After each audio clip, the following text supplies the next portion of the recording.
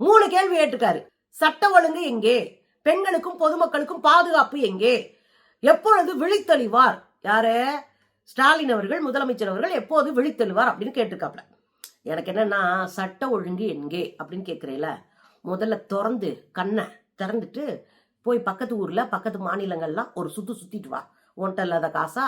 நீதான் கோடிக்கணக்கில் பார்த்திருக்கல, பார்த்துட்டு வா.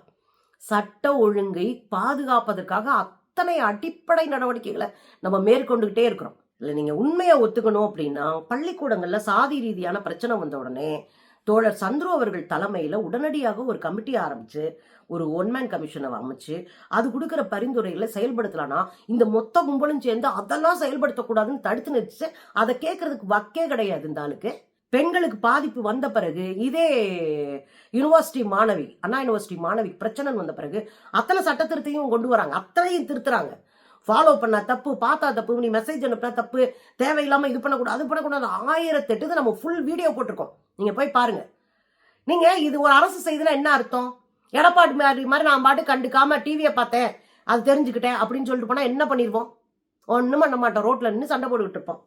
ஆனா இறங்கி ஒரு அரசு குற்றத்தை ஏத்துக்குது. ரெண்டாவது, அது நடக்காம தடுக்கிறதுக்கு வேற என்ன வழின்னு தேடுது.